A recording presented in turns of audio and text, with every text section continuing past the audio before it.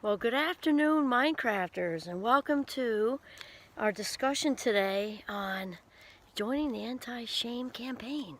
My name is Dr. Kimberly Quinn, and I'll be your host this afternoon with my goats. Our goats, sorry. There's, Hamlet. I'll have to try that later.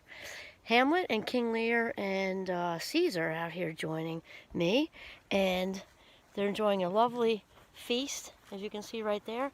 And I'll tell you, with our today's discussion, I've been pushing for therapy goats for a very long time at Champlain College, where I teach, because they're known to greatly reduce anxiety. All right, so shame.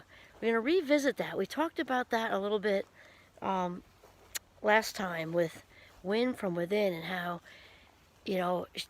being aware of shame and then sort of knowing what to do with it, labeling it, and then doing something about it is so essential, for overall life satisfaction, because it's very difficult to enjoy this ride on this planet when we're shame based. So just to clarify again, shame is very different from guilt, and people do get them confused. And guilt has a job, it has a role, which is to keep us from doing bad things, spreading rumors, or slashing someone's tires. It's kind of severe, but anyway, it keeps us from doing those things, and hopefully, our conscience kind of goes ding, ding, ding. That was bad, and then we pushes us to make changes, apologize, start over, fix it, whatever it is, or something. Whereas shame is different. Shame is just the spiritual and emotional equivalent of drinking turpentine for breakfast instead of OJ. It's just so bad. So guilt says, I made a mistake, whereas shame says, I am the mistake. Shame is the most excruciating, in my opinion, most excruciating emotion that a human being can feel, because it's basically the feeling of being flawed and defective and damaged, damaged goods. That's what shame says to us. And for me, it was a visceral thing, way back when I started to work on this. And it's very easy, especially when these messages are being said to us and expressed to us as kids, it's very easy to become shame-based. And though it doesn't need to be an addicted household, shame and addiction go together like peas and carrots. It doesn't have to be, okay? And since I'm the proud prodigy of two alcoholic parents, shame is certainly not anything foreign to me, and it's been a long time, really working at it. But here's the thing. Once you get on board with it, it gets easier, because really, like most things in life, and we've been talking about this along the way, really the awareness is key, because we can't do what we don't know, right? So once we sort of become aware of that yucky tightness in the stomach or chest, with me it was both actually, and also become aware of how comfortable it can become, because if that was your normal as a kid, realize you're going to seek that out until you start making some big changes, because that stuff becomes very automatic. And so the thing with the addiction, again, it doesn't have this bug, sorry. I think they say Mother's Day to Father's Day, black flies. So black flies and no-see-ums, they say in Vermont. Little things you can't see that bite like a you know what. So, all right. So, shame and addiction. So this is where I bring Freud in, even though I'm not a huge Freud fan or follower. I'm also not a fan of throwing out the baby with the bathwater. And he certainly did, I think, indisputably contribute some things to psychology and, the world. And one of them is for sure the power of the unconscious, because we know that the unconscious mind is driving the bus, which is where a lot of this shame stuff resides. It resides from, feeling memories of being an infant, even trusting or not trusting, attached securely or insecurely. That's all, that stuff all resides in the unconscious or implicit memory, which is stored in a different place than our explicit or, tangible memory, let's say. So Freud kind of came up with, it was always there. Let's say discovered the power of the unconscious mind. And also his work with defense mechanisms. I got to make sure these goats don't go visiting, because we don't watch them. They go next door to the neighbor's house, so you can help me with that. the projection thing. So you might hear out in the world, oh, I didn't mean to project. Well, if you're aware you're projecting, you're probably not projecting, unless it's a very recent awareness you have and you're starting to catch yourself. Because one of the other things Freud sort of contributed was the idea of unconscious defense mechanisms, which makes sense because human beings don't generally want to walk around feeling wounded and hurt, injured and in emotional pain. So it makes great logical sense that we would do whatever we need to do to not be in pain, right? And so there are a bunch of defense mechanisms which are Freud deemed as unconscious, and projection is one of them.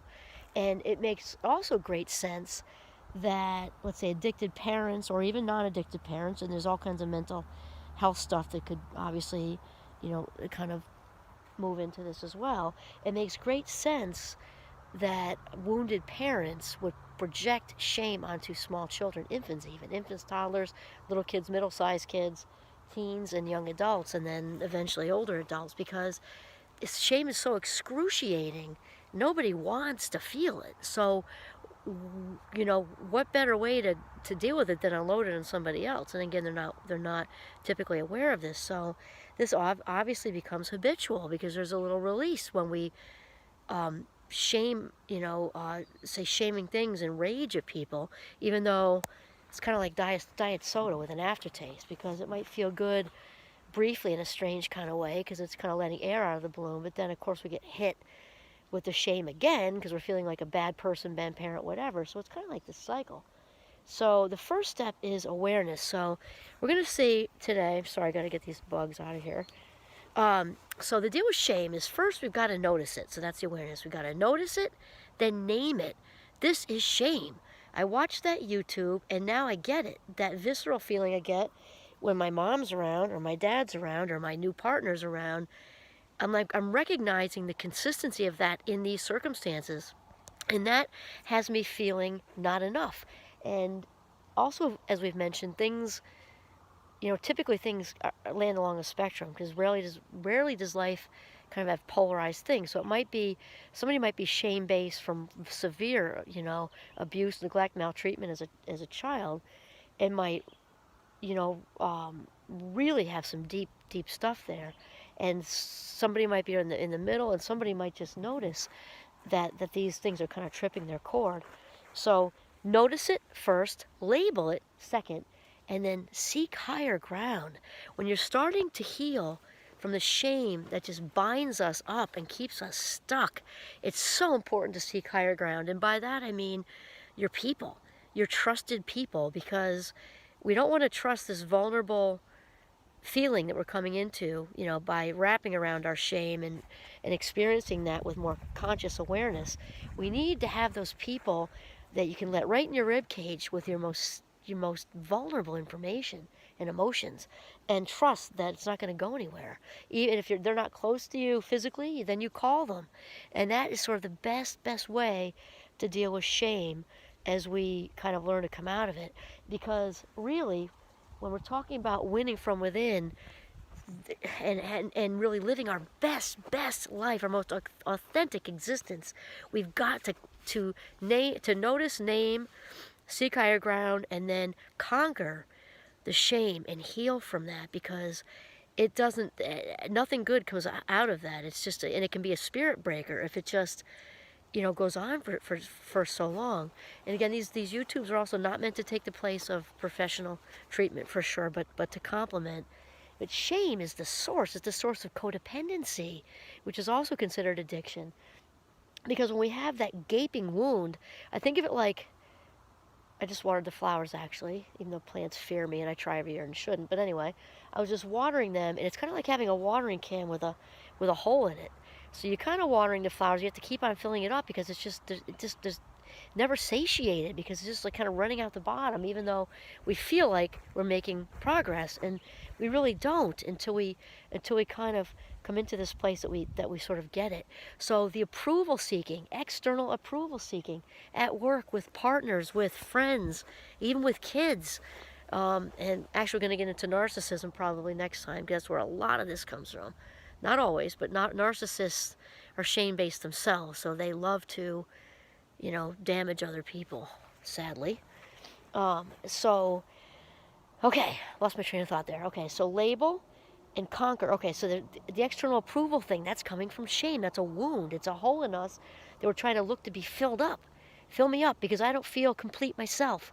And as we said in the last video, win from within, as babies, we are not born, when we pop out, we're not born feeling incomplete.